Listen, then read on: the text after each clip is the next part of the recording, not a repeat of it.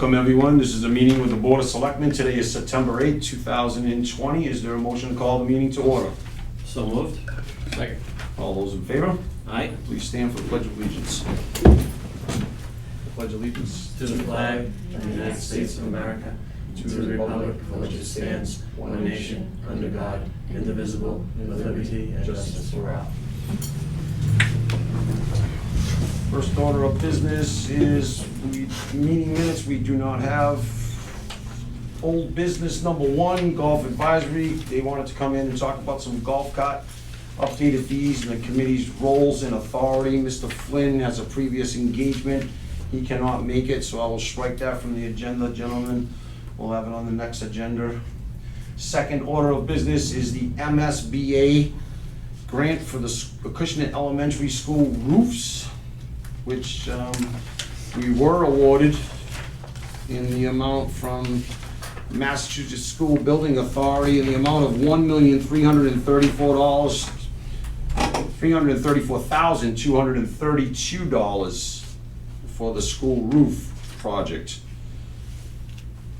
We gotta decide on a town meeting. Ms. Hebert, I don't know if it said 90 days, I think, but was that 90 days from the MSBA approval date of Yeah. August 26th, I think it was? Yeah, so that gives us to November 24th.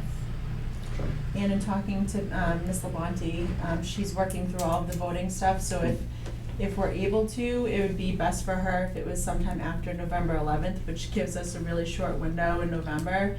But also in talking to the schools, it seems like we might be able to facilitate something better at that point as well. Because the town meeting will have to be at the school auditorium. We can't have a remote town meeting, so. Right. Okay.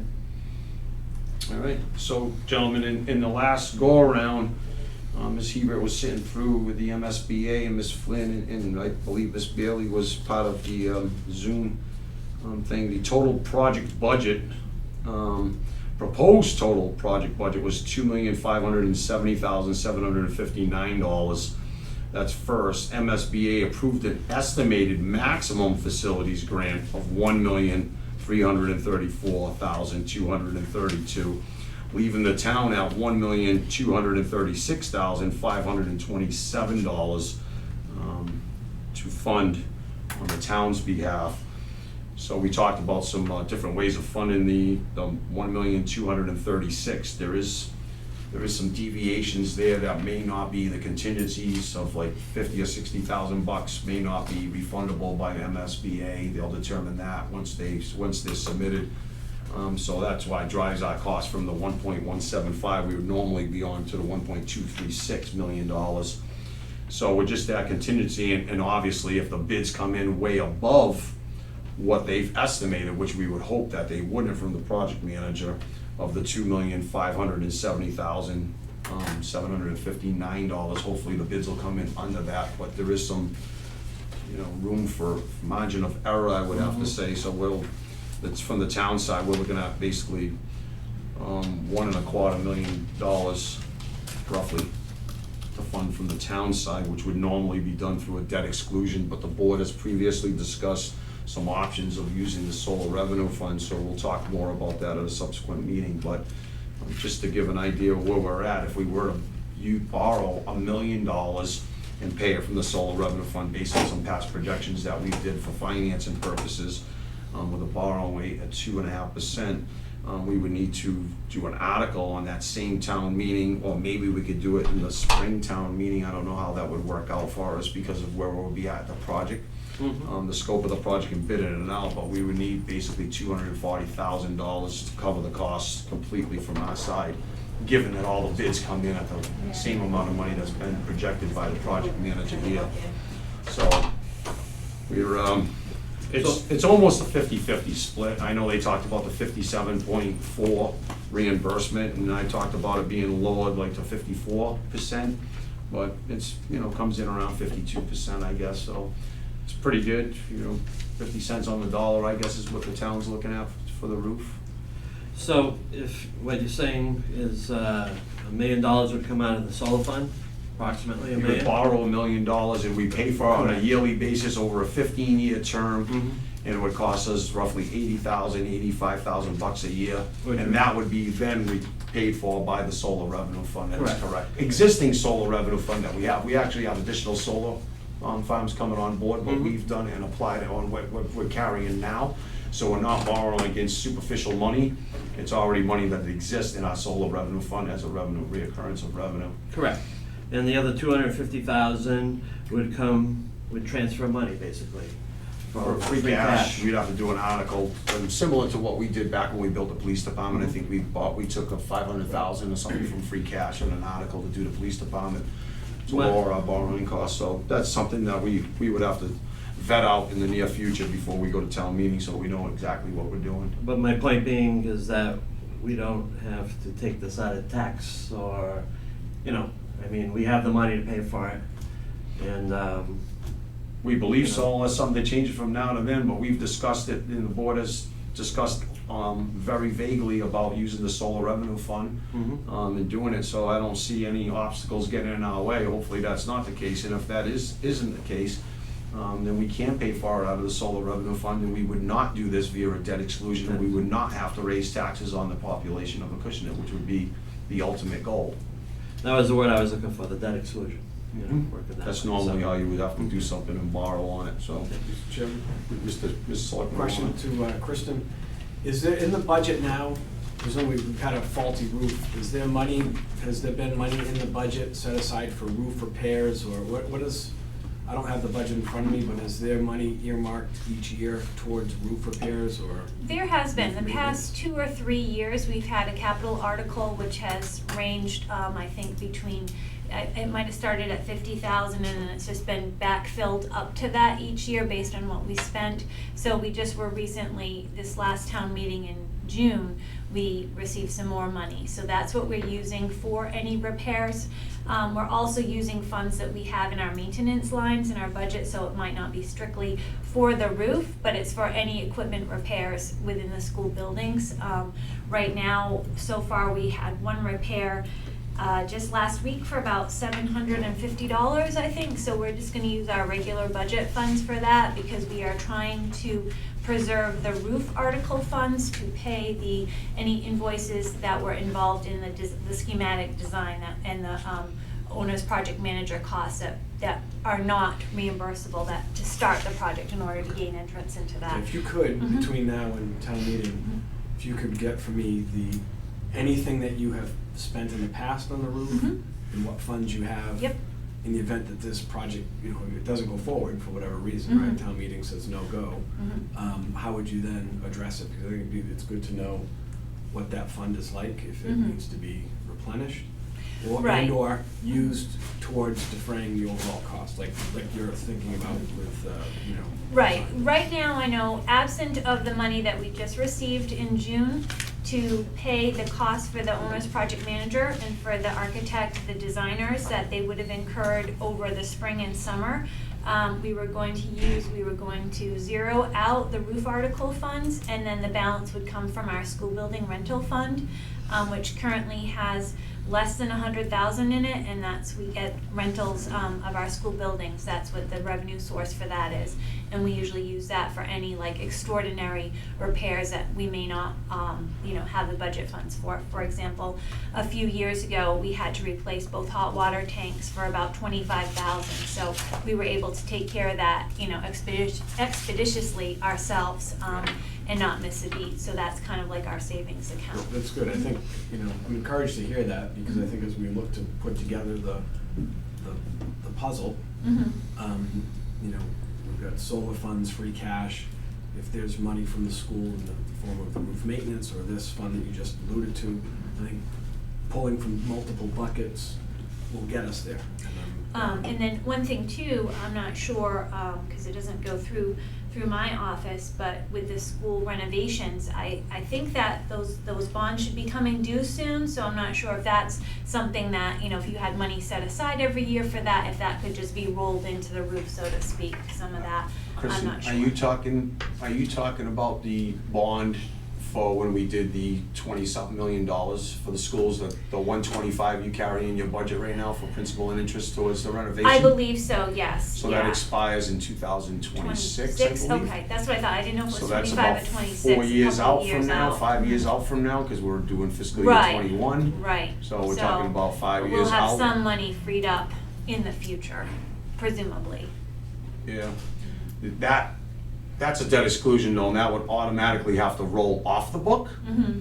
And then you'd have to, if there was a shortfall in the revenues that we were projecting as solar revenues, and we had a shortfall, we'd have to go back to town meeting and ask for a debt exclusion to Like, reapply I a don't know debt the ins exclusion and in the outs of bond. all that. Like I said, it's on, I never pay any of those Yeah. bills, so. I know that the debt school, But I the know that debt for the that is school- gonna be coming. Yeah, it's coming to an end 2025 or soon. 26. So it's unfortunately, Yeah. that's where it's at, and that's why it drove this Right. board to start looking at alternative sources, so you wouldn't be asking the residents for more money via a debt And exclusion. unfortunately, the Ford Middle School roof will probably be coming to its end of life around in several years as well, so. But this one's 50 years old, we'll start with that one. Correct. Julie, Ms. Hebert, you have anything to add to the MSBA? I mean, which we're looking for a date, but I guess Yeah. that you kind of just said to the board that we're kind of stuck between the November 26th or 24th, we'll call it, deadline, and November 11th, so Yeah. somewhere in there, we'll have to look at it. I don't think we have to etch that in stone tonight. I think it's something that the board has a little bit of time to figure out. Mhm. And I know we did this for our June meeting, but in talking to the schools as well, I think it would be helpful if we did do it on the weekend. I don't know how well that went with everyone for the Springtown meeting, but in terms of, we don't know what the schools will be like in November, but and if they have to, clear out what they have in the auditorium already and Yeah, I think for practical terms, it might make more sense to do it on a Saturday like we did it previously, Yeah. because the school may be in session on that Friday. At least if we go in on Saturday, it gives us some time to get in Sunday and Yeah. sanitize that area that we did utilize in the Right. hallway that we utilized through that back way. We'll make sure we only go through the back entrance Right. and out the back entrance and not through the Yeah, front to and turn it everything else. around on a school night would be difficult, especially because I'm not 100% sure right now how that cafeteria and gym will be set up Correct. in November.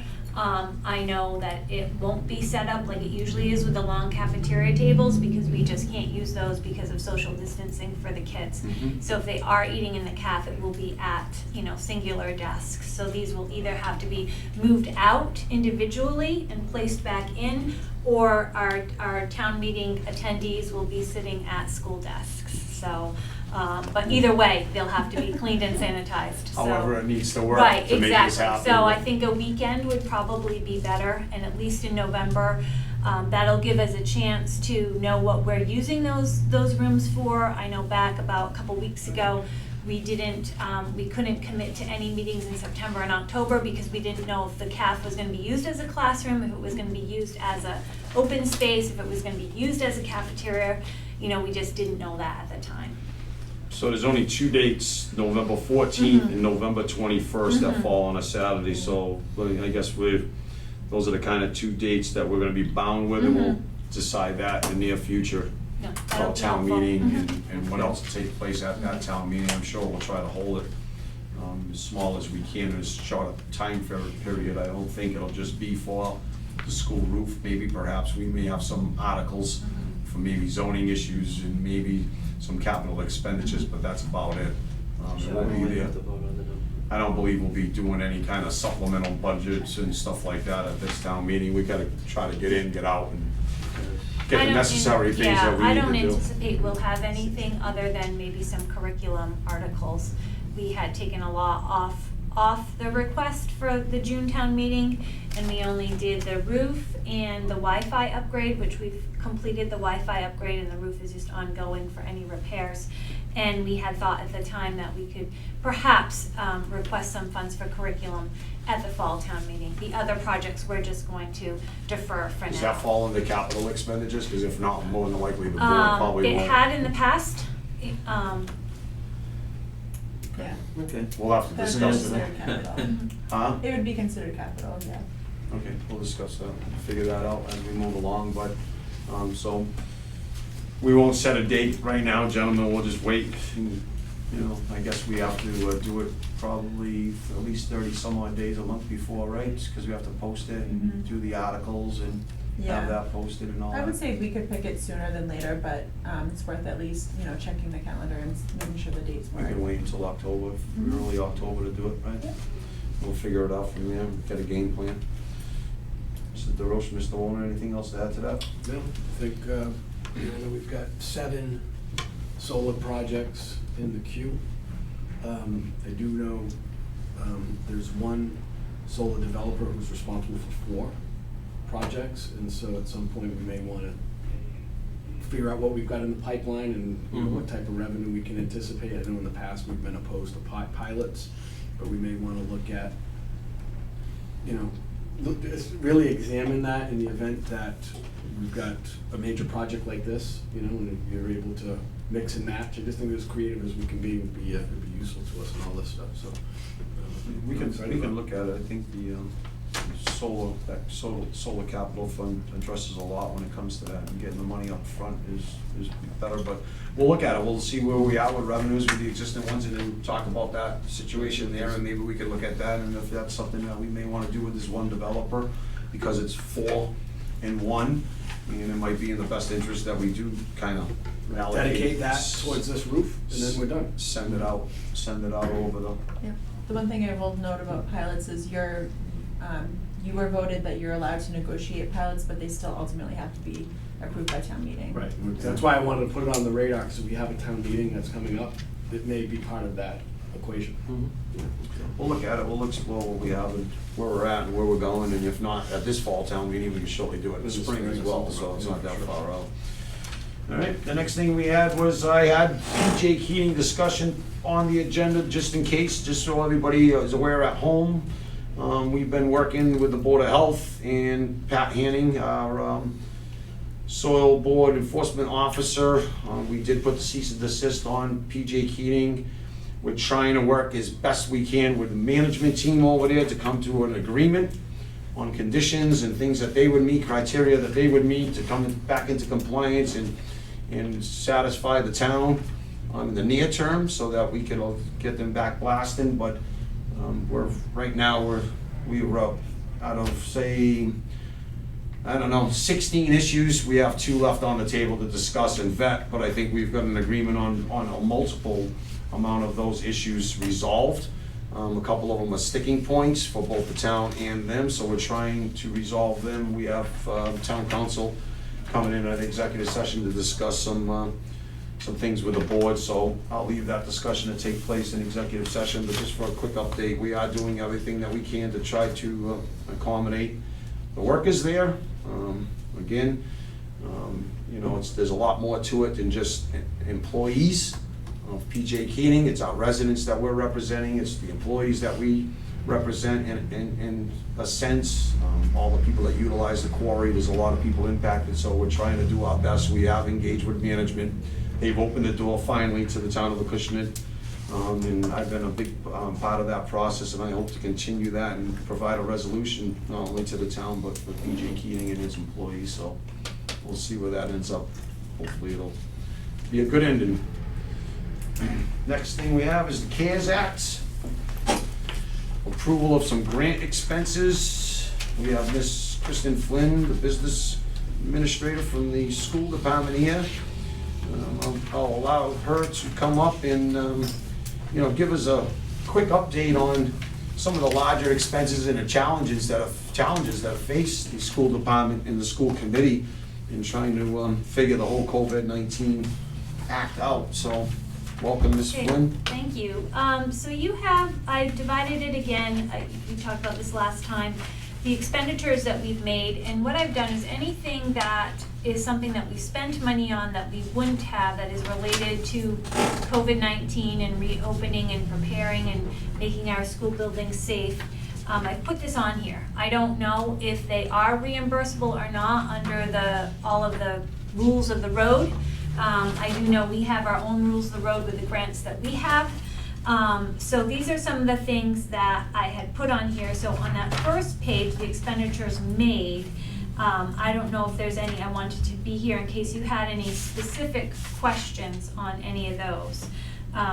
You know, the biggest ticket item that we have there, we talked about the container rentals last time.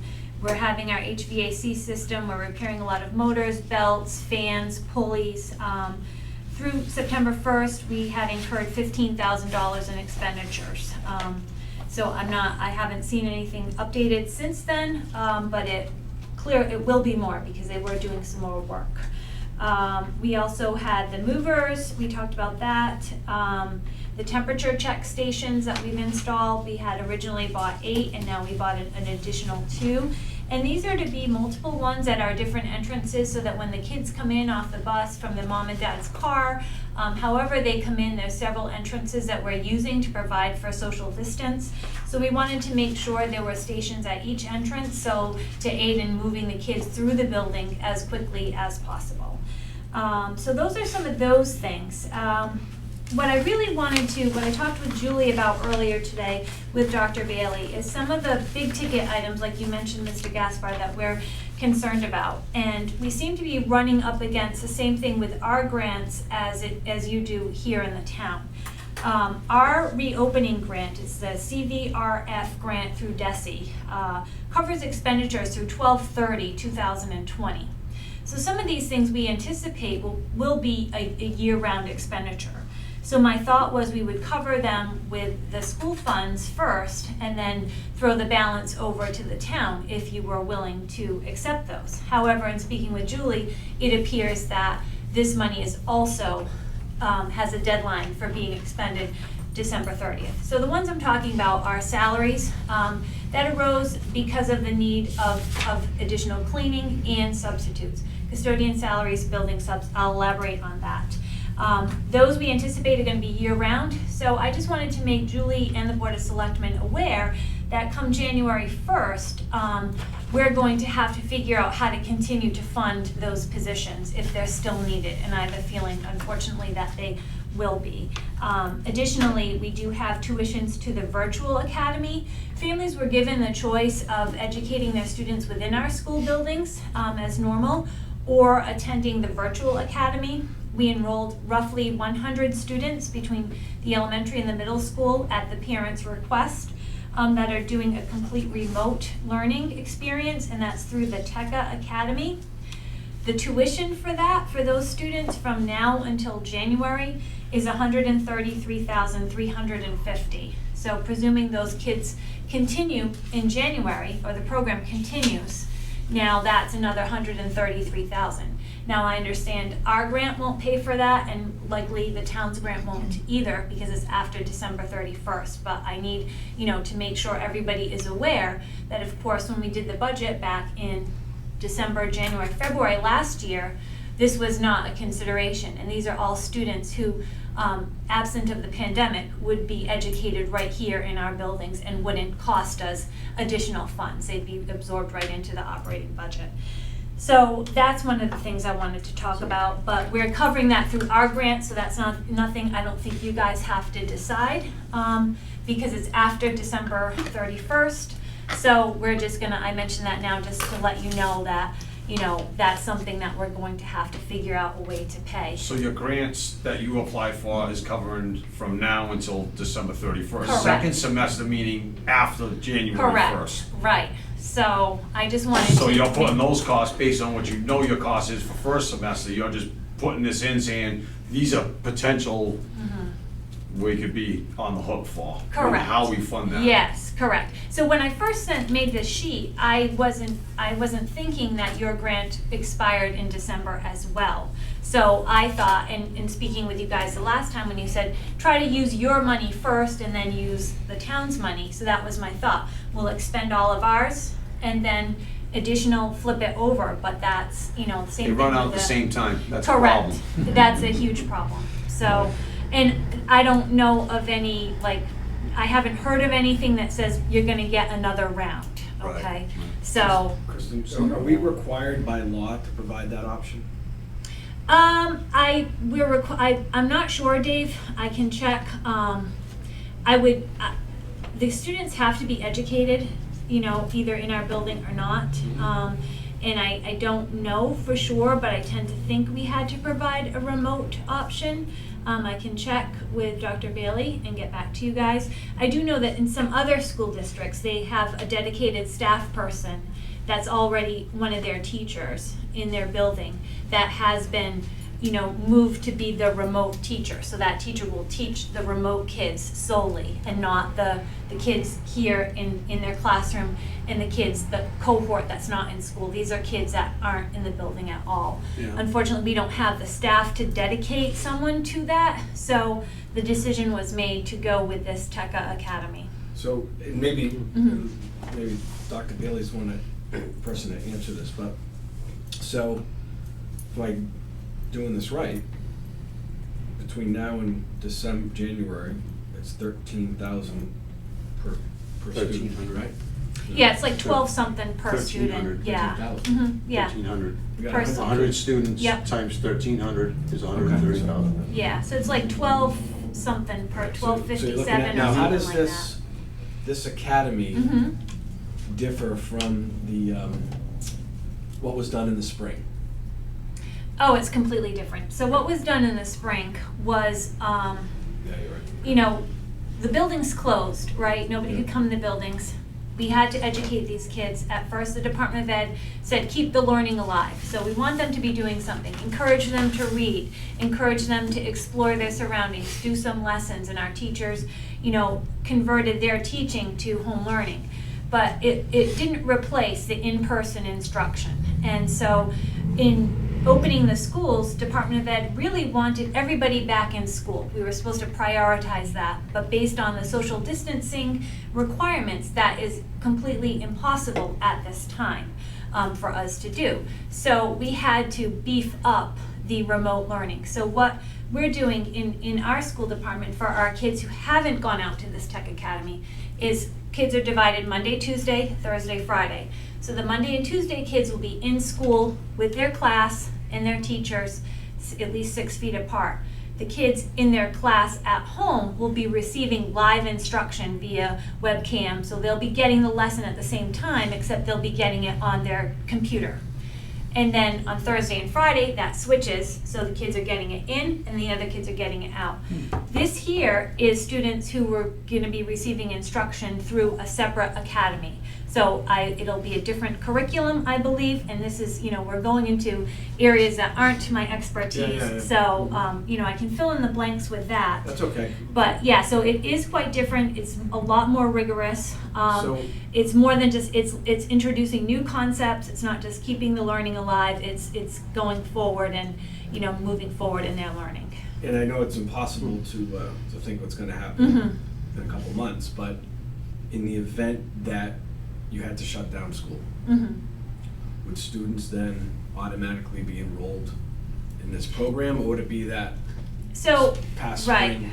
right. So I think, while I'm not entirely sure, what I think, and I can check this, is that the students would just be getting their lessons at home through their teacher, like it was done in the spring.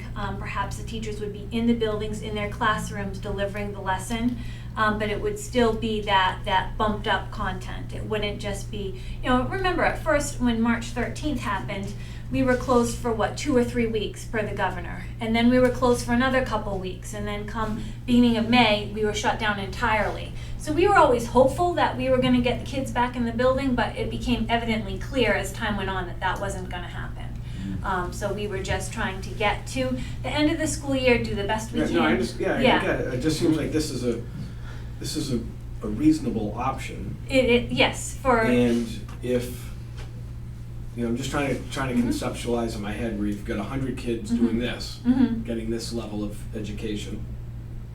And then if you have to shut a school Mhm. down, you then have the remainder not getting that, you know what I'm saying? Right, It's how correct. do So you- there's gonna be, and then there's eventually, clearly some Right, differences is it because the it's not the district's same goal- content. right, is it the district's goal to sunset this program and say, hey, look, we just did this as a temporary measure. That's why I was asking, is it required by law? We did this as a temporary measure. Mm-hmm. It's our goal, we want everybody back in the classroom. Right, 'Cause so it I is- mean, think big it's a number, way to right? get those It students is. educated whose families or parents, guardians choose that for whatever reason, they don't feel comfortable having them come back into the school building. Or, perhaps because of supervision, I'm not sure, so it's an option. No, I get it, I'm just trying to, as I'm looking at the budget. Yeah. You build a tuition per student in the overall budget, and if you got 100 students, I mean, this potentially could change your overall business model, right? Sure. I And mean, if you take 200 right. students out, do you then need the same level of funding For staffing, for correct. staffing and all that Correct. stuff? So that's what I'm just trying to get in my head. Right, exactly. is that So there's gotta be some- hopefully, when we do the budget for next year, we'll have all our kids back in our building educated by all of our teachers. But, if that becomes clear in January, that's not gonna happen, then we may have to think of a different way of doing business. But unfortunately, the reality of the situation is we have this very large unexpected cost. And, unless once we see what our high school tuitions look like and what our out-of-district tuitions look like, if there's been some students that are no longer in out-of-district placements, that would be the first place to look, to be able to just say, I'm gonna transfer money from special ed tuition into this remote academy. But, I think the sooner that everyone knows that this could be a problem, and a big problem at that, the better. So I don't mean to sound the alarm, but I want No, everybody I just to think, be as a aware. parent, and I can imagine parents saying, wait a minute, that remote academy seems like a really good option. If you're in a situation where the schools are shut down, saying, hey, I want my student in that academy versus the alternative. I understand exactly where he's going. What's the trigger? Well, it come January 1st, or December 1st, be proactive, be 30 days ahead. What's the trigger to tell these 100 kids or 100 parents that option's not on the table for second semester because of these conditions have been met? Are there triggers for you to say that to parents? Because I don't necessarily know if I agree with a parent when they say, I just don't want my kid there, but you're gonna spend an extra $1,300 to educate them via this model versus leaving those other 900 kids susceptible to the virus, and those 100 only stripped out, and where's this, like he's saying, what stops another 100 kids for saying, I wanna be in that program, or 200 kids, and then what do we do with your budget? Exactly, at that How point. do we prevent that from rolling onto the regular taxpayers that don't have Correct. kids going to school? So those are questions we're going to have to start thinking about answering. We've asked families to make a commitment for the first semester, which is through December, January, so that, and a lot of that, that, like when I talked about, at one point, you solve one problem and you create two more. Well, these 100 kids are not coming on the buses into the schools, so that gave us space on the buses. If everybody was coming on the buses into the schools, then maybe we wouldn't have extra costs associated with a remote academy, but we might have extra costs associated with buses. Because keep in mind, it's one student per seat on the bus. So we went from a 77-seat capacity, if we had, say in the elementary, 3 kids in a seat, which normally you wouldn't anyway. So say about 55 kids, 60 kids on the bus, to the max 25. So fortunately, it appears right now that we are able to, through the cohorts and through the people who are transporting their own children and through the kids that are going to the remote academy, be able to fit everybody who wants to take the bus on the bus at this time using one run. So we're not going to incur more costs to say do 2 runs for the elementary school. So we're still at that. Can I ask a question, because it's making me think? I mean, he struck a chord and made me start to think. And I know that you guys probably did a lot of vetting of this process, but you talked about the cohorts, right? 2 kids separating the classes where 2 days the kids are in, but the kids that aren't in are watching their classroom via, a Zoom or a WebEx meeting. So they're still being educated. Most people think, oh, the kids are only gonna be learning for 2 days. That's not the case based on what you said. I'm gonna be home watching my classroom Monday and Tuesday. Right. Then Wednesday and Thursday, it's my turn to go, and the Monday, Tuesday kids are gonna watch my classroom while I sit in class. So it's more of a remote learning. Why wouldn't these 100 kids, instead of paying this tech company, why wouldn't those 100 kids just watch through the Zoom like the kids are doing, and instead of taking shifts, they're just 100% watching it all week? I don't have the answer I'm to blowing that $133,000 to educate 100 kids, totally different curriculum is what you're saying, than just letting them sit at home and watch a Zoom meeting. Instead of it being 2 days out of the week, they're gonna watch it 4 or 5 days out of the week, so why would I be paying Like the I extra said, $133 we're grand? straying into an area that I'm not typically involved in. I think it's something for you to talk But some of the about. things Well- could be, I'm thinking, if a student has a health condition or or lives with family members that have a health condition, if they don't feel comfortable having the student in the school those 2 days, that could quite possibly That's fine, but be they can stay home and watch the classroom all week instead of just watching Right, it 2 no, days I a week don't, and never go to yeah, I school. think it was set So I up think for it's this- in-person 2 days a week and at-home 2 days a week, and it's live, what they call synchronous lessons, so. Yeah, no, I get it, but there's no reason why if yeah. I'm watching it 2 days a week, I can't watch it 4 days a week, right? I mean, what's the difference? And everybody's learning the same damn thing, instead of some kids being taught with this tech-up place, and maybe, these tech-up people are teaching, and you said they're gonna probably do a different curriculum, so now you're putting these 100 kids in a different situation than the other kids are, so it's kind of convoluted, no matter how you cut it and spin it. I just Yeah, think that it's, instead of spending you the know- money with this little online university, if that's the case, let's take 1,000 kids, spend $1,300 per 1,000 kid, and let's get rid of the schools. You've solved all my problems, Mr. Gaspar. You've solved all the problems that I've come I mean, here I don't know, tonight. I'm just saying, I it doesn't know, make right? much sense that for the 100 kids, he struck a nerve and it made me start thinking, Yeah. so 2 days these kids are at home watching, 2 days these other kids are at home watching, why don't they just stay at home and watch the 4 days, and you're getting the same education as everybody else, and you're not separating people, and, the Don't haves forget and about the have-nots. kids who have questions and things like that. Wouldn't you think, at least if they're going to the tech academy, if they have a question, they can answer, the person can answer them. If they go in kind of remotely, a lot of times it might not be answered properly, I don't know. I think I don't know. I'm not a unfortunately, teacher. yeah. I'm not a teacher, but. Yeah, I think, it's all preference at this point, and That's a lot of fine. this stuff, we're just, I don't wanna say and give the wrong impression doing on the fly, but keep in mind, we got our plan together approved August 11th. It's not even September 11th yet, and to coordinate so many things. And that was the decision that was made to as the best alternative at the time. If we're in this situation next year, I'm sure other things may be considered. Let's hope that we're not. But I do want to talk a little bit about I can get some answers on the virtual academy for you guys. I apologize, that's not my, That's fine. area of Yeah, good. expertise. But I would like to just quickly, I know I only have a few minutes to talk about the busing. What we need to do between the bus runs, we have high school, the kids come on the bus in the high school, they get off, we go right out for Ford Middle School, those kids get dropped off, we go right back out for Acushnet Elementary. So 10 or 11 buses have to be cleaned and disinfected at least 6 times a day, rather quickly.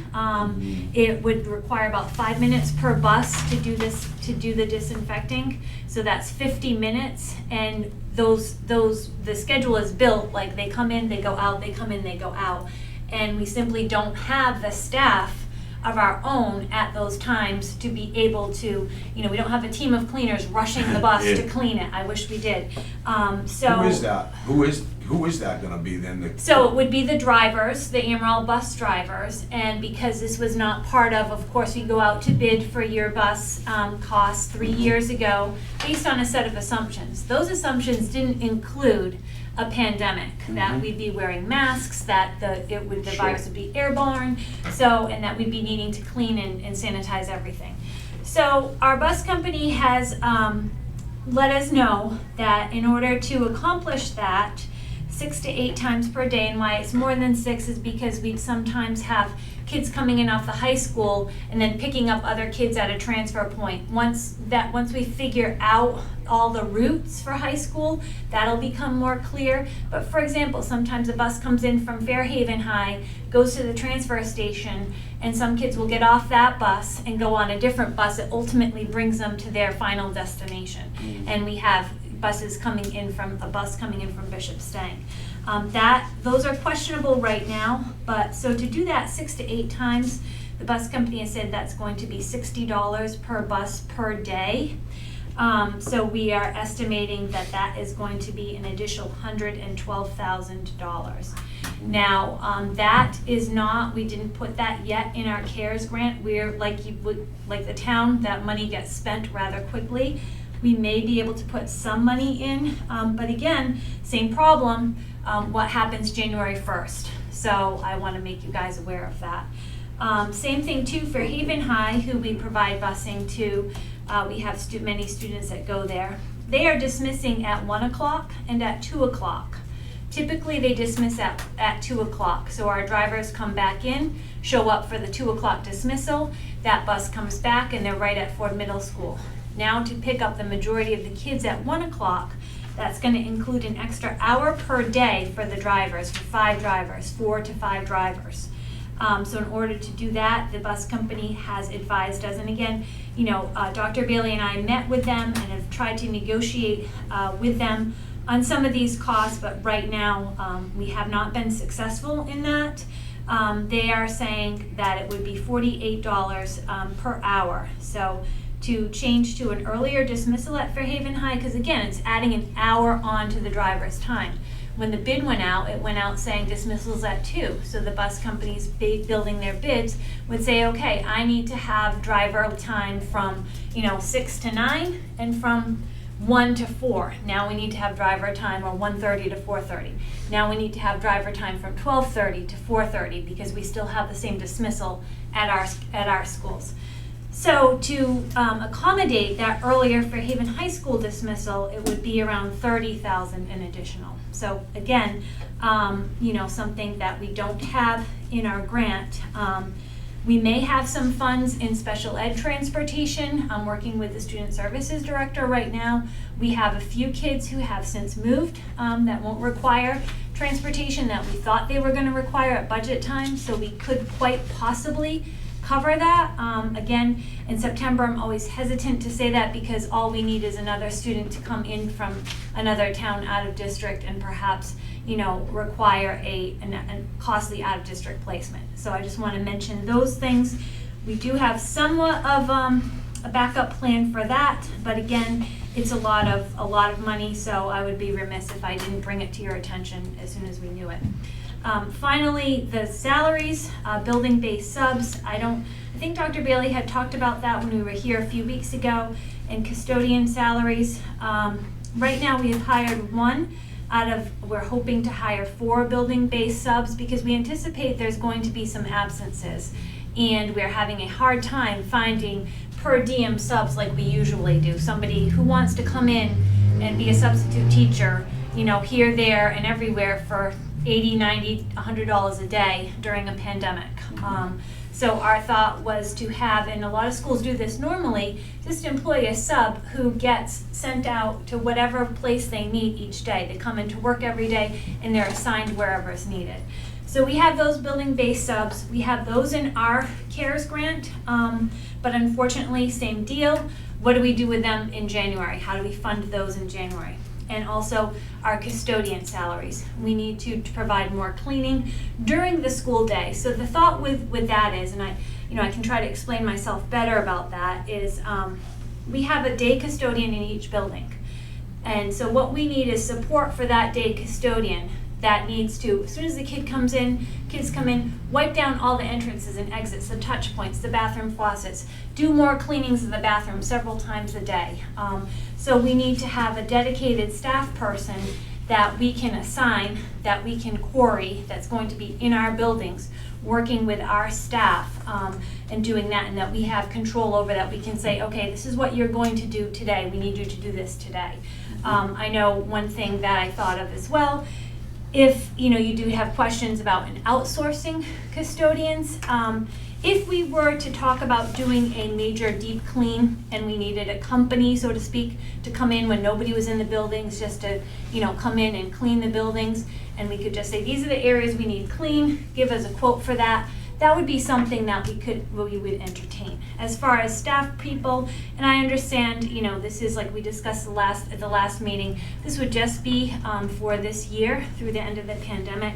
And there are some associated costs with that, but it's roughly $17 to $18 an hour entrance pay. Entrance pay is actually $13 an hour. After the first 6 months, it jumps up to $17, $18 an hour. So we felt that that was absent of any associated employment costs. The better way to do that, because we would have control over that employee, meaning we could dispatch them wherever we needed them to go. We could train them, we could advise them which products to use and where and when. When you have independent contractors, you lose that control, and if you start acting with that control, then they have a case to say they're an employee and not an independent contractor. Okay, So. I think we're pretty good. So I as just far wanted as to that mention goes. that, yeah, so So we do have, you know, We have after a January balance, first, that's we know our what, big we know what goal. the town's balance is from the overall amount of the $932,000. And we have a balance, but based on, we don't know, here's the problem. We don't know what we don't know, right? Yep. And we don't know if the deadline is gonna be moved out from December 31st for some of this CARES Act, and they might say we'll allow the extension of that money if you have money Correct. left over. So instead of spending it all in the first 30 days, 60 days, we're holding some money Sure. for other unforeseen, emergency and unforeseen issues. I think the board's prepared to make a motion to approve like $350,000 for the school department to start moving towards these goals of yours. And I guess maybe you could come in, I think it would be a great dialogue to keep open with the Sure. schools and the Board of Selectmen when it comes to the CARES Act money. We don't wanna be sitting there approving every little expenditure for you. You know what you're doing from your end. You just gotta make sure that anything and everything that you're gonna be spending money on is part of the guidelines the state has given us. So Julie's got some guidelines. Sure, yep. That the expenditures will be approved for. So you can't be buying, you know, a Cadillac Escalade for yourself, because that's not under the guidelines, so I things. don't like Cadillacs. but Whatever, I get it, Lexus, yeah. whatever you want, but Acura, I think you're an Acura person, right? So, whatever it is, it is. It just, you gotta follow the guidelines and make Sure. sure that everybody understands where the guidelines lie and the expenditures are gonna be reimbursable before you're making the expenditures. Because Mm-hmm. Right. if you make expenditures that aren't reimbursable, guess who's on the hook for it? Your budget. Right, and that was And my that's what point we in don't coming want to tonight happen, as because we well. don't wanna be Right. clashing heads later on with the whole budget Right. process, right? So we need to keep that, that dialogue open, the Board of Selectmen, and the school committee, and the school business administration, yourself and Ms. Bailey. So I think we're open to, you know, making a motion to approve up to $350,000 for tonight, to get you guys, does that seem fair? Fair enough, absolutely. And then- You know, and that then- will be very, and very then helpful, maybe- appreciated.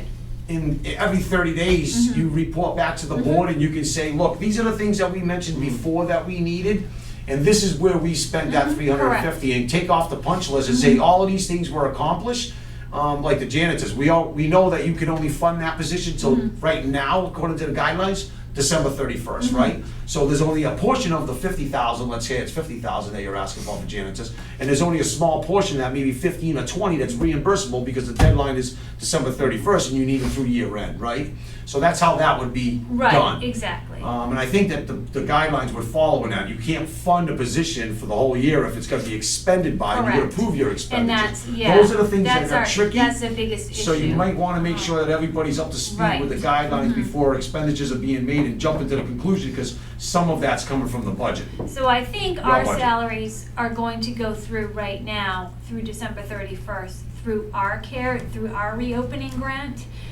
So like I said, my original plan was to, you know, throw the balance over to the town, but clearly, you know, unfortunately, they both expired December 31st, You have so you we'll now look at have other things. $350,000 to work with. Right. And there is more money available, Kristen, but the reason why I'm reluctant to say anything more is because of that TECA thing. If that Oh, sure. second semester, that 133, if we were to get an extension through the CARES Act, and they were to allow an extension of that deadline from January 1st to the end of the year, let's say, we could accommodate that expenditure as well, and you wouldn't have to absorb that, right? So that's kind of why it is, we're holding some money Oh, no, back. that's very smart, I understand, yeah. And we You may just- you come never into, from the wanna- Mm-hmm. town side, we understand that you're gonna get the bulk of the money because it's the schools. And we can only spend so much money ourselves on this side anyway. Right. So we understand that, and you had a lot of large expenditures to accommodate this digital learning thing and everything else with this virus. You got, what, 900, 1,000 kids plus all your school teachers, another 150 school teachers, I think you used in the last meeting? Right, so we have roughly 1,000 students, probably a few more, and then about 140, 150 Right, staff, so. So we understand the bulk of the money's gonna go Big there, but we're buildings, reluctant yeah. to just release it all, No, I so understand, I appreciate it. I think is there a motion to approve up to $350,000 out of the CARES Act? Transfer the funds, so moved. I'll second that. 50,000. All those in favor? Aye.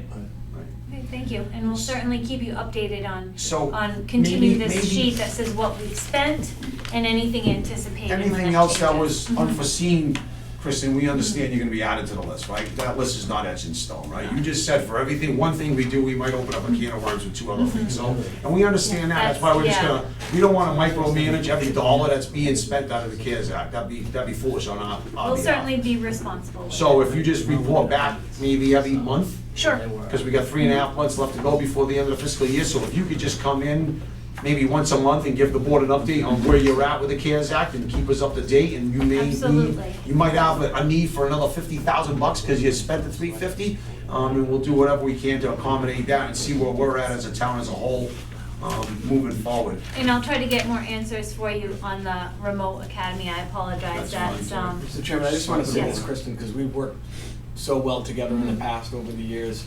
I just want you to know, I have no interest in being a 6th, 7th, or 8th school committee member. I have no interest in being involved in school policy. But I feel like I'm kind of thrown into this because ultimately I'm now voting on things that impact the taxpayer. So please don't get offended by questions that I ask. It's me doing my due diligence. My end game is to be a supporter and to defend the decisions that are made.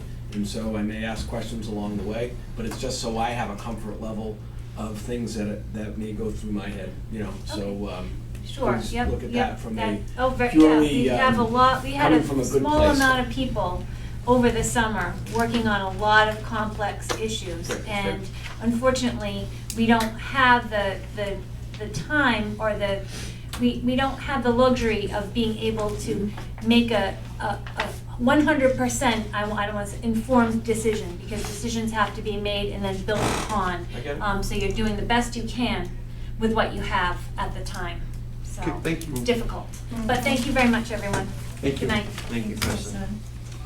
And gentlemen, there's a memo in here from Chief Gallagher pertaining to the CARES Act money. Remember, we talked about doing some testing that involved the school department and things of that nature. If you guys have read through this email that Ms. Hebert sent to us, saying that this document would need to be voted on by the Board of Selectmen. So he goes through the whole scope of the project, pretty much what he's explained to us in the past, that Dr. Bivens is somebody that he's worked with in the past. He's gonna get paid $1 a test. It's only if he did 3,000 tests, it's $3,000, and he gives the breakdown at $75.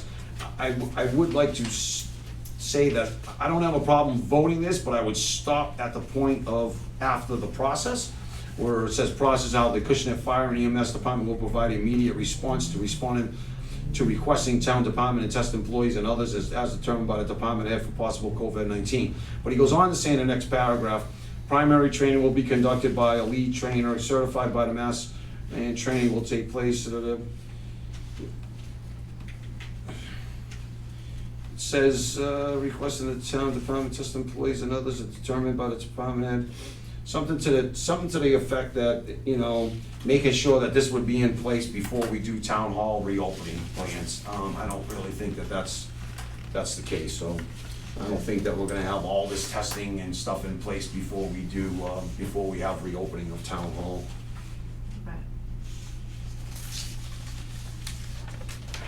It's basically, I'll note that.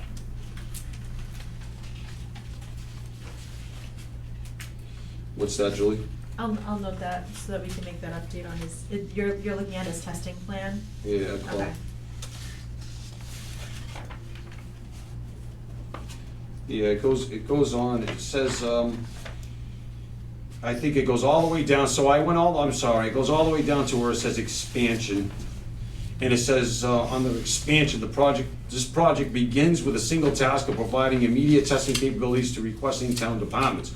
We envision this service as being a key component of the reopening plans for the Acushnet schools and the eventual resumption of public interactions at town buildings. I don't necessarily agree with that, so I would make a motion to approve Chief Gallagher's proposal up and until the expansion line, and we can have that for further discussion. We'll have reopening plans on the next meeting as well. I thought we would discuss that a little bit at this meeting, but we missed it on the agenda, so. Is there a motion to approve so Chief Gallagher knows that he's got the authority to move forward with the CARES Act testing in that amount of the $160,000 all the way up to the verbiage where it says, explains expansion? So moved. I'll second. All those in favor? Aye.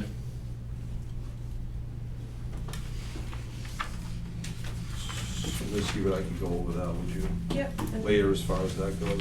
The only other things I'll mention for approval for CARES, on this, the blue papers that I gave you, the page that said second round expenses requesting approval. We already, last meeting, talked about the temperature check kiosks. You just talked about the testing. There were just 3 other items on here. They're smaller. The Council on Aging had mentioned before having the outdoor covered patio.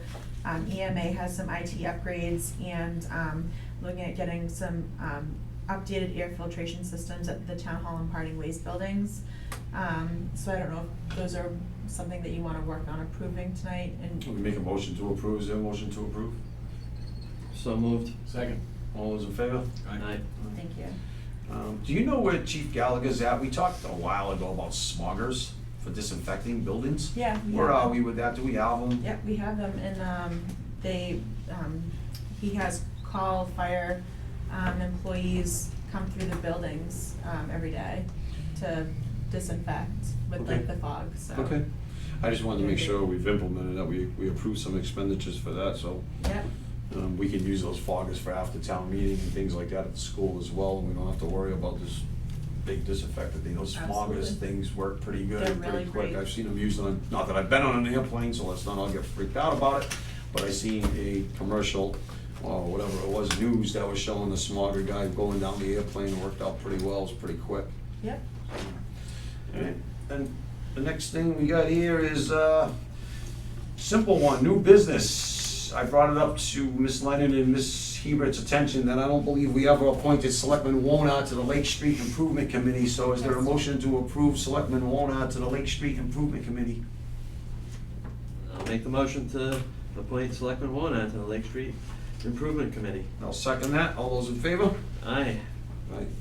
Gentlemen, just while we're on that subject, done some initial research through one of our appointed members about doing some water testing for the lakes. And the number's right around $5,000. And so I've asked Julie to see if there might be available funds if we're looking at a couple buckets, which would one, beautification, which we seem to, I think that would warrant. Also celebrations, it doesn't look like we're doing any celebrations this year. And then I'll talk to the folks in the Ag Committee. But with your approval, I'd ask for a motion. I'd like to make a motion to direct Julie to look at those funds and present it back to the board at our next meeting for consideration. I'm fine with it, no Yep. matter wherever, if we can, I'm pretty sure we can come up with $5 grand. Yeah. Julie, I don't know how that would work as far as budget amendments go. Can we do that through the fiscal year? I know that we usually only allows to occur End at of the end year. of the year. Yeah, But if we need to satisfy what we need to satisfy so we can get that ball rolling, we can just do a reserve fund you could do a transfer. reserve fund. I think it would fall under the guise of beautification, so something like that, if We could what use you're it within doing, the budget. yeah, you Just gonna could use beautify it. Lake Street. And we're gonna Yeah. celebrate it when it's done. Yeah, Mm. I think those are both under the same bottom line, so we that's could probably, fair. if we could do it, cause I know that we've canceled the car cruise night, we don't call it a car show, but a cruise Right. night, we had like $1,000 or $1,500 for that, so we can come up with the cash. Road race. Let's do it, Right. Okay. and get that money so that we could start doing, cause it'll take a little bit for the committee to get moving on that and figure out the testing and all that stuff like that, so. Alright. Right, thank you. Anything else, Selectman, on that? That's it. Actually, I did old business, you missed Comcast. Oh, yeah. Yeah, there I got it right in front of me. So, gentlemen, I mean, I know this wasn't voted on by the cable committee, and I always ask that question, but I know that it wasn't. Most of the stuff should be at least come to the board as a recommendation from the committee, but this is pretty much raising fees, Comcast fees, so there's some language in there. We get enough money from Comcast. It says, what do we wanna do with our franchise fee? They offered 4 to 5. with 5 being the highest allowed by law. We're currently at 4%. Getting the extra percent could give you 25 grand more. But you're gonna raise fees on your Comcast bills, and I think that while everybody's cutting the cord, the last thing you wanna do is raise fees no matter how much it is. So, I mean, I guess on number one, we're voting to do that. Whether or not we wanna go from 4% to 5%, my inclination is stay at the 4%, because it raises enough money. We're not even close to expending that money. Is there a motion? Mr. Chairman, I'd Yes, just sir. like to know, what do we have, what kind of numbers are we talking about? What do we have in reserve with the Comcast? Approximately, what do we take in a year? We take in about 100,000 a year. 100,000 a year? And Okay. right now, I believe, we're at about 400,000 that, has been in the, Kitty. In the kitty. in the fund for a while. Right. We've spent a lot more lately, we've done a lot of upgrades, but the balance is around 400,000 the last I checked. And just so you guys know, I mean, it's basically, you're getting $100,000. We currently receive $100,000 at the 4%. Mm-hmm. And with payroll, I did a quick estimation. We're not even at a running rate of 50,000 in payroll for the year for everybody, so, basically leaves you 50 on the table for capital. And it goes on another category, I think number 2, Mm-hmm. is we previously received 100 grand divvied out over 10 years for capital support payments. Again, that'd be raising fees, again, for anybody who has cable TV.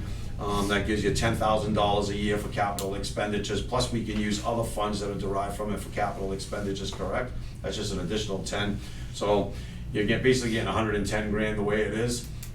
I don't see any reason to keep raising fees, and, the answer isn't, sometimes the answer is always tax to the max and get what you can and spend what you can, but I'm not in that camp, so if you're having a hard time keeping cable customers, the last thing you want is your cable bill to go up any higher and say, I'm all done with cable, and then they cut the cord and you lose them all together with, and that's gonna decline that revenue even at a faster rate, so sometimes My concern is number 3, the cable drops. They're gonna start charging us for cable now. So whereas hold we on, so, received it as a free Mr. thing. DeRosa, I'll get to number Okay. 3, so, All right. is there a motion to leave number 1 where it is at 4%? Freeze 4%. Is there a second? Yeah, I'll second that. Is there a motion to leave number 2 where it's at the current, $100,000 capital? So moved. Is there a second on that? Well, yeah, if we wanna discuss it, I'll second it, if we can have a little discussion. I'm just We concerned. just did, but now you wanna go to 3 and have a discussion on the cable drops, we can talk about cable drops? We'll talk about cable drops? Well, what's that gonna cost us more a year right now? I mean, are they immediately gonna start charging us once we accept this, this contract? They are. And what kind of number are we talking about? I mean, Not is that- sure. Yeah, but this Okay. says It's only that for they. cable, not internet. Mhm. I know that the legislation that was passed to approve them charging us is, being litigated, and it's most likely going to be overturned. So what the attorney has said is that most likely we won't be charged for it at some point in the future when it gets overturned. For the But- cable drops. Right. But right now, there is a charge for them, so. Mhm. So, we can So talk we're about. gonna have to pay for that. Yeah, Yeah. what's a cable drop cost? You're talking about a monthly cable bill of what? I don't know, $90, 80, something like that, So, even if it's, Mhm. if it's 10 buildings that we have a cable drop on, right? And it's $100, that's $1,000, it's $12,000 a year at max. And this legislation, they're more than likely gonna shoot themselves in the foot, it's gonna be overturned. Okay, and we have the 400,000 in reserve So, to pay for it. I mean, So- cable's obsolete, it's getting obsolete, and we'll figure out a So- different way to air our meetings if we run out of money, because that's what that's gonna come down to. In 10 years, if there's no more cable TV, as far as people watching it, the town doesn't have any more money, I think we'll be doing more via the internet than what we will be cable TV, right? Okay, So, and Julie, I just wanna bring up a quick point, as Mr. DeRoche was talking about cable drops. It's pretty funny. First of all, we don't have a fire department at 2 Main Street, that's the Napa building, so I don't know why that's even listed as a cable drop, so we might wanna investigate that one, Yeah. right? Well, that's what he wanted them listed for as well, so we could verify and add places if we feel like there are places that should have been added, or take away. I mean, the Russell Memorial Library is on there I as mean, well. we can question fire department number 2, why you would need cable TV I even wrote, do we need cable TV here? We barely use the building. Okay, that's the North Station way out in the north end of the town. Yeah. Is anybody ever in that building to watch it? What do we have cable TV? We're paying that much money for cable TV in case somebody needs to sleep there, I guess, I don't know.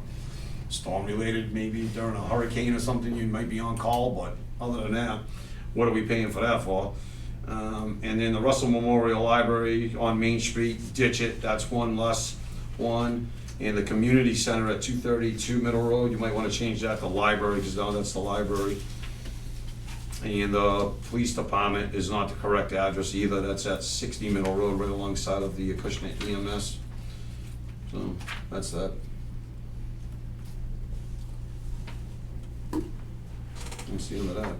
All right, so that's the end of the. So, Cascade license approval. on number two, we're comfortable, there was a motion made in second, all those in favor? To leave the fees at 100K for 10 years? Aye. It's 10 grand a year? Aye. Okay, just leave it, Yep, everything stays the same, all right. all right?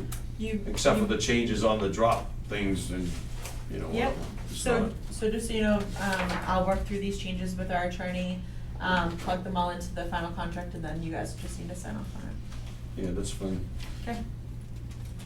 Are we done with this separate, because Noble brought in this separate attorney to work on this cable agreement 10 years ago, and Yeah. we're still talking about a cable agreement.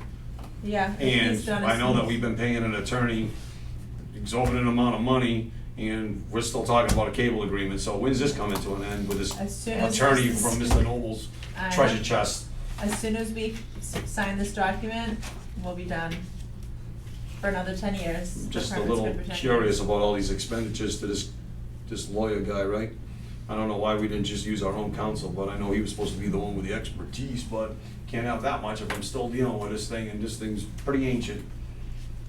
So, I'd like to put this thing to an end. Agreed. Okay, senior property tax deferral, gentlemen, I'm sure you reviewed it, this is something we do every year for this resident. Is there a motion to approve the application for property tax deferral as presented? So moved. Second. All those in favor? Aye. All right, Mr. Menard, you got, we got you, superintendent, loan for sale and some Slocum Street sidewalk discussion. Sorry I didn't get the paperwork earlier, I just found out I was on agenda this morning, so, but I got a couple sheets there for you guys to look at. Well, one sheet, Any copies? What's this? yeah, it should be an extra, yeah, sheet. I don't think, I think one of them. Lisa, you want that one? You want that one?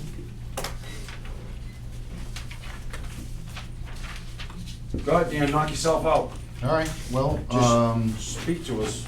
if you look at the top, it's, you know, what it cost us to make the loan now, it's $8 per yard.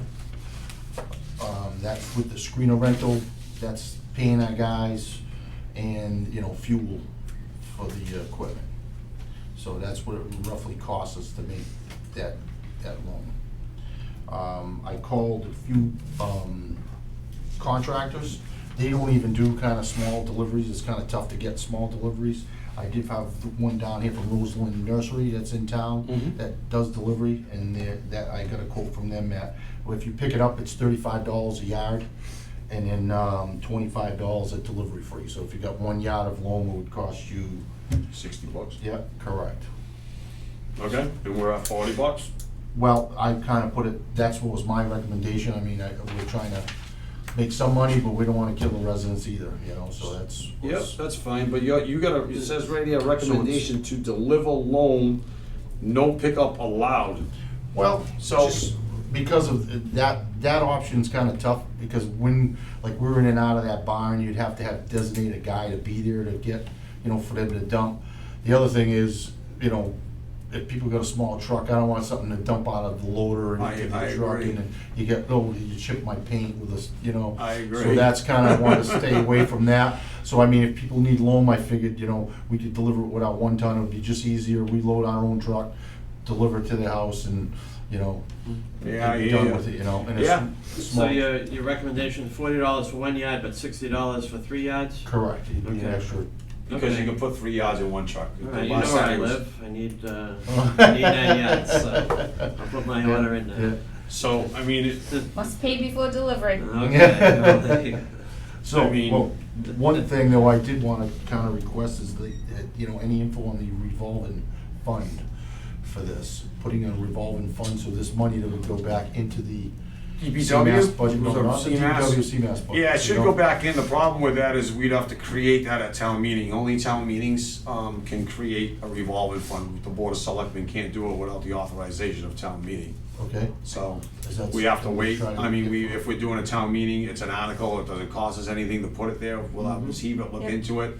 Okay. Maybe we put some, like, most of the revolving funds, we have it up to a set amount, right? You have to, yeah, you have to set an appropriation amount for what you can spend from the revolving fund. So, we might go 20 grand or whatever, right? And, Yeah. I don't think we're getting No, 20 no, grand no, for the year, no. but. But there's other stuff, cause we get, people are paying for mattresses and all this stuff to get rid of now, and if that stayed in the CMAS, that would help pay for, the screener and the crusher and we gotta pay to get the TVs, and. So we can talk about that, dumpsters. but right now, the money's Yeah. going into the general fund until we create it, So unless that's we say yeah. we're not selling loom until after January 1st, and good luck digging that in the freeze, right? So there's months that we probably won't be doing it, Dan. I mean, obviously, common Yeah, sense says correct, we're not yeah. gonna go dig a dirt pile in the middle of a Yeah. frost. Yeah. So we'll probably open it up and say that we'll sell loom, if the board wants to do it now, up till December 31st, let's say, right? Yep, And then we'll start again in, March, April 1st, and skip over January, February, and March, so we Yeah. ain't trying to dig hard dirt and, yeah. you know what I mean? Okay. I don't know, something like that. Yeah, well, again, nobody's gonna be using it at that time anyway, so, No, I understand, you only, Even November is tough, he's getting close, so. Yeah. Dan, when do you rent the crusher and the arena? When is that I process usually do that in the happen? spring, usually we In do the spring? spring, I didn't get the crusher yet, that's coming up too, it's kinda available of the quarry that we get it from GM Equipment. He's usually the guy that runs we rent the crusher off of All right. every year, so I gotta kinda go off his schedule, cause he rents it to a lot of different contractors and towns, actually, he rents it to other towns as well. Okay. Sure. But, as available, right, so we'll know, and then, Correct. we can Yep. just change it on the website or something Yep. like that, but right now, you got plenty of material. Yes. And the other thing that you're gonna need to do too is we don't wanna get involved in delivery of loom to interfere with our daily projects, right? So we're not gonna have one guy just, all he's gonna be doing is delivering loom and we're Correct. losing money. Correct. Because by the time the guy takes 3 yards to, Mattapoisett Road and gets back to the town garage, we've eaten up a good Yeah. 45 minutes, that's an hour of his Yeah. time, that's, basically 25 bucks. I guess we could see how this goes and, when they come in and pay for it, maybe we can just set it up on a certain day. I can have them, one truck just go out or even a couple trucks go take care of it or something. Yeah, I think we gotta figure that out, because Yeah. you can't just put a guy, I mean, the Yeah. average cost of a laborer right now in the Yeah. DPW is Yeah. about 22, 25 bucks an hour, right? Yeah. And you can't just take that guy off a big project if you guys are all, we're short staffed now, so Yeah. it's tough to do that, so maybe we're only gonna be doing the deliveries on Fridays and Saturday, or Yeah. Thursday, Friday, whatever days, Yeah. but we can't just do it every day, so you'll have to, Yeah, we'll have to arrange that where they come into town hall like they would to pay for a mattress and Yep. provide a sticker saying they bought this much, yep, right? And then we make arrangements, and then maybe Kath or Ian from the DPW office will call the resident and say, well, we're gonna deliver it on this day in between this time. That might be better off for you guys to work that out. yep, You know yep, what I mean? yep. Yeah, So that schedule way, all that stuff in we there. can't do it when, we can't Yep. promise this Yep. any time of the week for our residents. What we're doing is trying to help the residents offer a service, but Yeah. it's gotta kinda go around you and your crew and how your schedule and work and when And, your if the guy's on availability is. vacation or something, if I got my Correct. full crew and I gotta, yeah, I Correct. agree, yep. So if you got a couple of deliveries, you can fit them in there, you tell Kath, hey, I got a guy I can afford to lose Thursday, Friday. Yep. Make the delivery dates for Thursday, Friday, they've already paid, we're gonna send them out, right? Yep. We'll get them out that week, they're gonna come in and pay, Yep. and we'll get that delivery out that week. What day, we don't know, so Yeah. it's kinda gotta be worked out with you Okay, to make sure you have your staffing in place to be able to send one guy off and do the couple of deliveries, right? yep, We'll figure that out, so I like the payment schedule, we'll see how it works out. okay.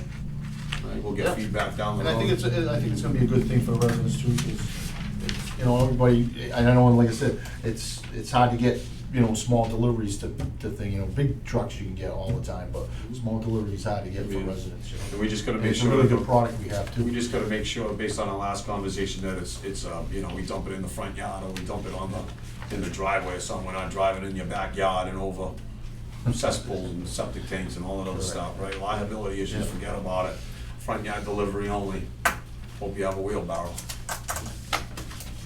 There you go. All right. Streets, Slocum Street sidewalks, we talked, we got a little grant, I think, for the amount of $13,000. 12,000. That's correct. But we did some stormwater stuff out there that I was unaware of, that we were kinda doing at the same time, and I guess there's a caveat.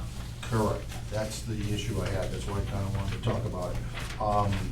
Like 2 weeks ago, this is for Buzzards Bay Coalition, and they have engineers actually working on treating the stormwater before it gets into the river. That's one of the outfalls that right at River Park, where it goes right directly into the river. And that's whole part of this MS4 thing and trying to clean up the outfalls, so. Like I said, we just did some test pits over there, so it's gonna be, I did a couple test pits, and they're either gonna be given to us, doing some rain gardens or some type of storm scepter or something like that, is gonna be going in that area where the sidewalk is going. So rather, that's why I was kinda like, hey, to put that in there and have to either rip the sidewalk out or, be driving over it with equipment and stuff to put the, the storm scepter or rain garden in. Until I get that plan, I have no idea what they're gonna be proposing to put in that area. But we're thinking of putting that sidewalk for that is kinda right where, again, if it was integrated with it, would probably be nice, and the sidewalk would go. Who's running that thing, Buzzards Bay? Correct.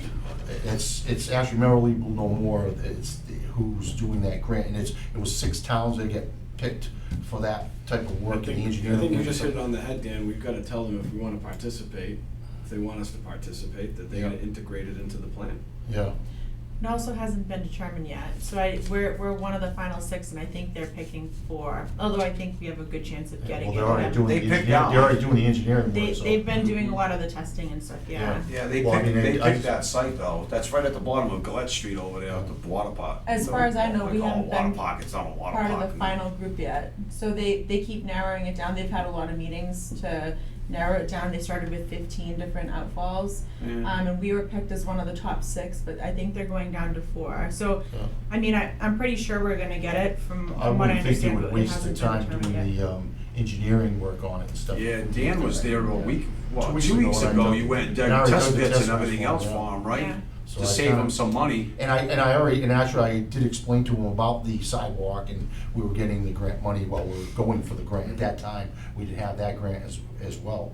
So I did tell him I did kinda wanna do something with that, and again, now it's just that it's gonna be done by the end of this month, and I don't know if they'll be able to coordinate that fast. If they could coordinate it, and so I'm all up for it. I think we need an update on what the hell's going on that, I would say, on that from my stormwater discharge. perspective, I don't know when anything. we got the grant, we were awarded the grant. I think we should move forward with the plan and tell Buzzards Bay, like, look, we've got a plan here that we wanna do this thing, glad to participate, and this is before me coming on the scene. But I think what we're trying to do with the sidewalks, Yep. will provide more bang for the buck for that neighborhood and where we wanna go with the alternate sidewalks and all that stuff. So I think this takes precedent over what they're trying to do over there, quite frankly.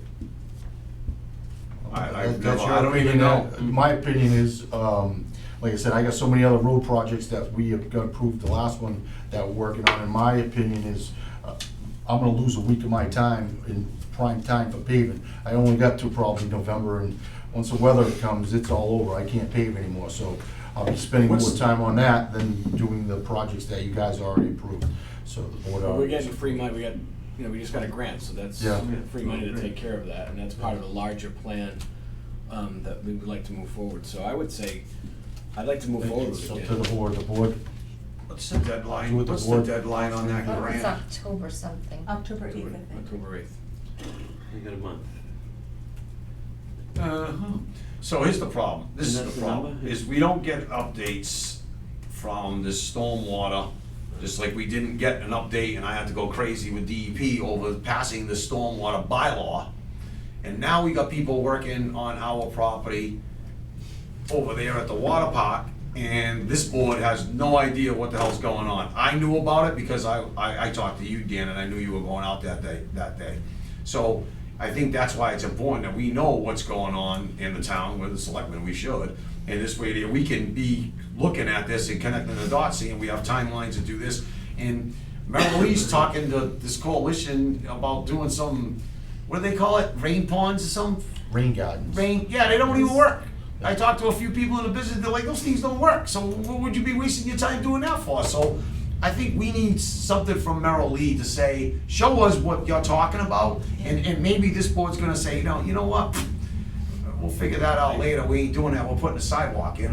I don't know if you remember, I forwarded stuff at the end of July, and we were trying to set up a time to talk to the guy who's running it, but the last I've heard, they were doing, site field assessments of each of these 6 sites, and they still haven't determined who the final people are. What's the worst case, if we ran a sidewalk down that side, is it only the sidewalk on one side of the road? Correct. On the riverside? Yep. And So I what's- thought one of the other thing was part of that parking lot, is that still in the works? So here's the deal.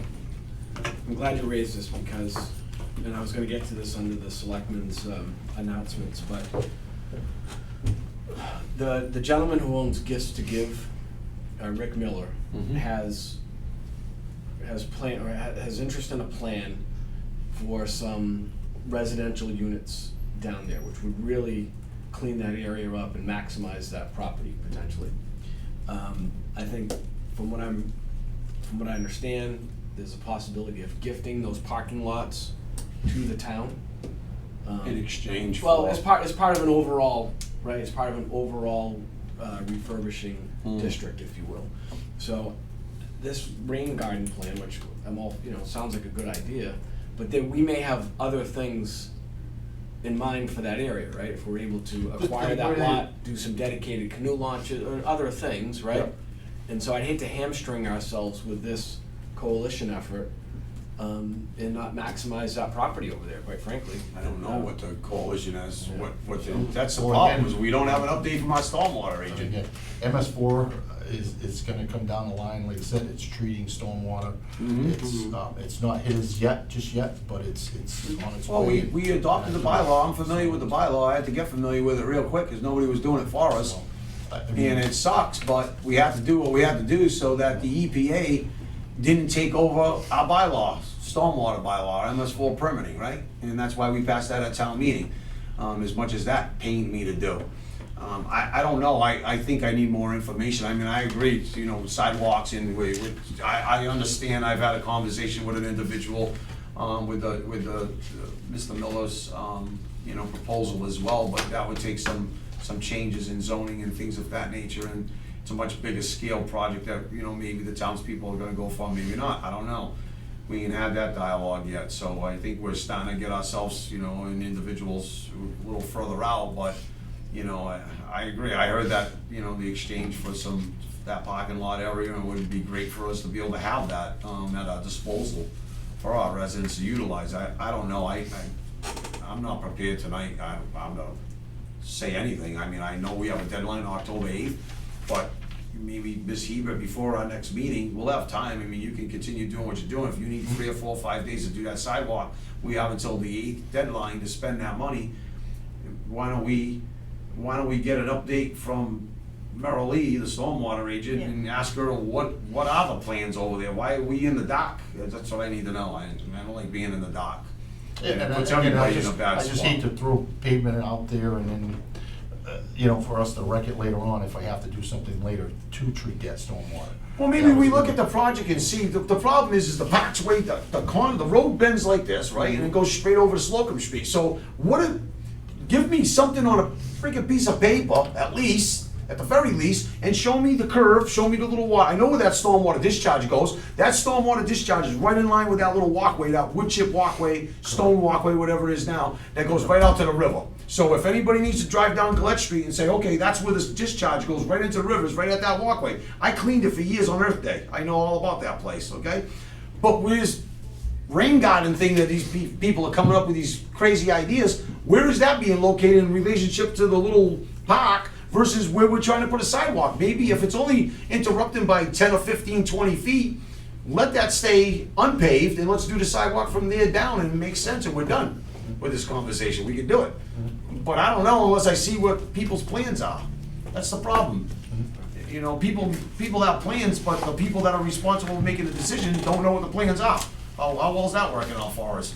Well, again, this is all new. I I didn't know. realize this was. I know. You coming got up. stuck I have out there so many 2 weeks. projects And then now you know, this was thrown on me to do, like I said, I'll do what the board wants. If the board wants me to do that, I'll do that. If I'd it like to wants see a do this- plan, to be honest with you, I'd like to see if there's a better way to redefine the plan, let's put it that way. You know, It would be I don't nice think to- things should be being done in the town, especially when it comes to stuff like that, our stormwater discharge and everything else, and we have no friggin' clue what's going on, that's where I'm at. Yeah, I mean, again, this is part of a project with Buzzards Bay. If we were selected as one of the 4 finalists, they would work with us to get grant funding and then make the corrections. So this is still a good amount of time away as far as I'm concerned, being kept in the loop. I mean, again, we applied for the grant. We knew this was a project that's something that we want to do. It's the first part of a larger project on Slocum Street to improve that area. I'd just be hard pressed to scrap that. I understand, Dan, that it's a compressed deadline that we didn't expect, October 9th, and when there are other projects. That's kind of odd, you know, how long? But it is what it grant is. available There's for not it to much, be, you know what, like- maybe we came into it late in the game, you know what I mean, who knows, right? So, it is what it is. I just would hate to see that go by the wayside. I know it might put a little bit of pressure on you to do that, and you've always delivered for us. I can And I know you can will. go here instead of there, it Right. doesn't matter. What the board wants, I can do that first. You're talking about what, 2 or 3 days to do that project? That's probably a week's worth of A work. week's worth of work? Yeah. I mean, does that keep you from doing other things? So, that's what I'm saying, it's. one When's the day I next, get when's our something next to do, meeting, the so- 22nd or something like that? Mhm. So that gives us 2 weeks from our next meeting to get that project done through the grant, right? Can we get something in the next 2 weeks from our stormwater agent and say, what's the plan, what's this look like? Give us a rendition of what this area is gonna look like, and maybe we're not on board, the board says, we're not on board with that because that's gonna interfere with this, and let's not do it that way, and come up with a different idea with coalition for, you know, rain gardens and And at that time, if Butterfly you guys farms want me, and I'll whatever jump, and then, you know. I mean, I think Yeah, a lot of that, stuff. I'd like to see that project get done, I really would. Yeah, we'll figure it out between now and then. It gives us 2 weeks from our next meeting to get over there and get something done if we have to. Okay, Does that sound fair, Dan? that's good. You know, you can stay doing everything you're doing right now and keeping that in the schedule. Yep. Because I know that you've scheduled some dates already for paving and things of that nature. Correct. So, matter of fact, while we're on that subject matter, Yep. a few years back, we did some things with Wareham, your brother's the DPW director out there. We did some things with equipment sharing, right? And part of that regionalization stuff that we've talked about for years, and we finally started doing it. And we borrowed like boom trucks. We went out to Polk Park and did the lighting and the nets out there with their equipment, and then we did some things for them.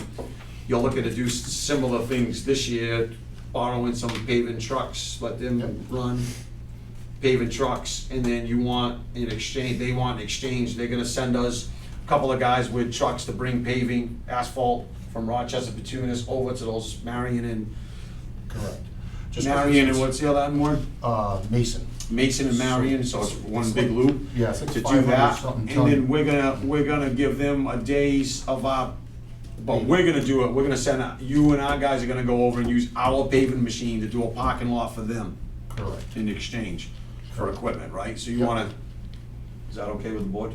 We did it before. It's mutual aid, we've been doing this for a thing, and it really doesn't cost the taxpayers any money that way. Any fuel that we use, like what we would be doing is if our trucks went over there, well, it was our equipment, our excavator went over there. It was full when it got there, full when it come back, you know, so it wasn't, a lot of times like they had, like when we're crushing and stuff, it's nice to use 2 loaders, so we were getting their loaders to come down, and again, they filled it up and then we just filled it up for them to take it back.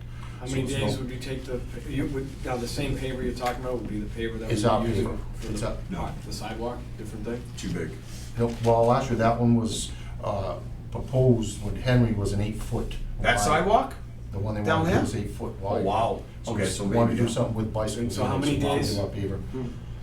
At Waham's, Yeah. I'm not sure, I could go talk, but I didn't So, look I at the mean, project, so. I'm all for mutual aid, I'm all Yeah, for that, right? Yeah, I mean- I don't even know if he's looking even to get it done Okay. this year, Alright. you know, so it might even be out of this year's project, but I just wanted to bring it to the board's attention. I'm all for that, but I just Yeah. heard that we've got a bunch of paving projects that Yeah.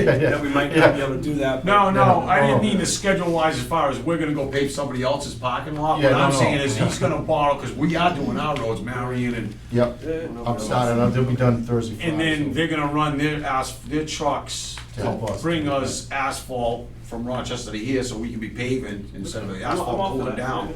And then somewhere down the road, we would return the favor by, they're talking about doing some Correct. paving in the parking lot. Yeah, this But they might don't be have a spring. paver, so we would then in return let them do it. And Alright. Julie talked to me about it today. I'm And all I for said, it. we've done it in the past, it's part of regionalization and mutual aid.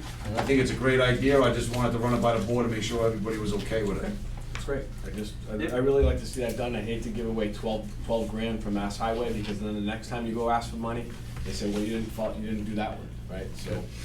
anyway. We'll stay, just Okay. keep it in mind, Dean, that we're gonna try to get that pinched. In the meantime, if I could dig safe down and all that stuff and get it so it's ready to go. Thank you. If you do We'll figure it out. jump. Okay. Thanks, Have a Dan. good night, thank you. All right, town administrators report. But one quick question, you passed by the golf, he wanted to just do the golf cart updated fees, because, I had that on my thing, at least if nobody shows up, approve okay. the updated golf cart fees, but then you sent me the thing saying scrap it. well, he wanted to still Who bring that wants up, Ed Isaac. You wanted to approve the fees. He wanted to but approve just the talk about fees, other but stuff. postpone the rest, cause Dave couldn't make it. So it's up to you guys. Is there a motion to That's- approve the golf cart fees as presented? So moved.